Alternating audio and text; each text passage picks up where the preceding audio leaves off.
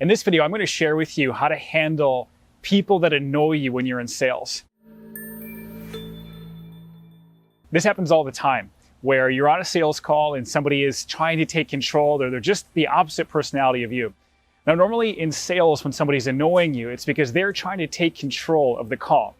And you know, as a salesperson, as soon as you lose control, you're probably going to lose the sale. But I wanted to give you an idea of what's happening with the prospect and also give you some tips and techniques on how to handle those prospects. So if you think about what's going on for them, the reason that they're trying to take control of the call, the reason why they're showing up as an annoying person for you, is they're under stress themselves. And typically a person under stress is trying to control whatever they can. And oftentimes the easiest thing for somebody to control is a salesperson. So they jump on a call and they're sitting there going, I'm stressed. And as soon as they start getting annoyed at the salesperson from any perspective at all, they immediately take control, especially if they think that the salesperson might waste their time. So you're going to start hearing things from these annoying people like, hey, can you just tell me the price? No, just get to it. I just want to see something right now. And what you want to do is not break and not give in that moment, because as soon as you give, it's going to be like, I don't know if you've ever seen a cat toying with a mouse. But as soon as they know that they have control of you, they're going to have a lot of fun. And you're going to be their new punching bag to take out some of their aggression on. So what you want to do is, as soon as somebody tries to take control of the call or starts being rude to you, you want to relax. You want to relax even more. You want to relax 2 to 3 times more than they are. Normally what happens when somebody starts putting pressure on you and starts triggering stress in you, you start responding to them and you start winding up, and it winds them up, and then it just turns into that game where they can't wait to just take control of the call, and it turns into a big waste of both of your time. Now that you're at ease, you're setting them more at ease, and you're also taking a little bit control back of the conversation, they're going to start relaxing. When somebody's under stress and they're trying to push you around, they just want to get some results fast.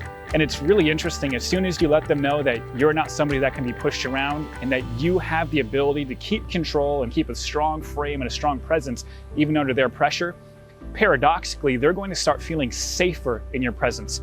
And their anxiety circuits are going to start to calm down because they know they're around someone that can get results. Now, you want to make sure that as you relax, you also let them know that you understand that they're in some sort of a hurry and they want to make an urgent decision. So you can label that and say, hey, it seems like you're in some sort of a hurry today. I want to make sure that I'm efficient as possible for you. But first, I'd like to ask a few questions to make sure that I can help. So that's how you shift from them trying to push you around to, hey, you're relaxing, and then you're resetting the frame. So as soon as that initial pressure, that initial force that they're pushing against you caves, now you have a really great opportunity to have a meaningful conversation. I've had sales calls in the past where somebody's very pushy and they're very aggressive and it's really tense. And they said, I only have 5 minutes. You need to get to the point. Next thing you know, I have an amazing conversation. I'm relaxed. I'm making some jokes with them. They're having fun. And we end up on the sales call for 45 minutes and it turns into a really beautiful relationship, a friendship, and of course, a business deal. And the last mistake that I'll mention is sometimes when you see that somebody is aggressive or annoyed or stressed when they're talking to you, we often end up being a little bit too nice to them. And the more nice we are, unfortunately, psychologically, with them, it triggers their predatory instincts. So if you seem really, really nice and they're already stressed, they're going to come down on that. So in conclusion, whenever you're dealing with an annoying prospect on a sales call, make sure that the first thing you do is relax.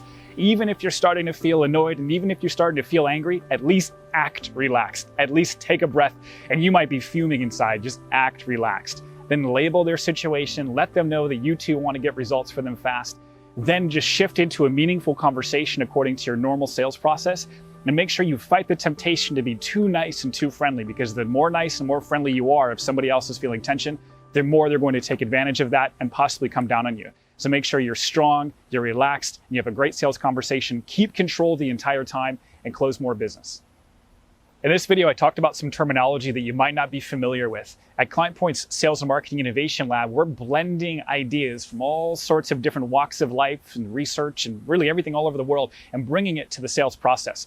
So if you want to learn more about any of the topics that I brought up or even some phrases that I may have used that were new to you, make sure to check out our videos on YouTube, subscribe, and of course, like the video below.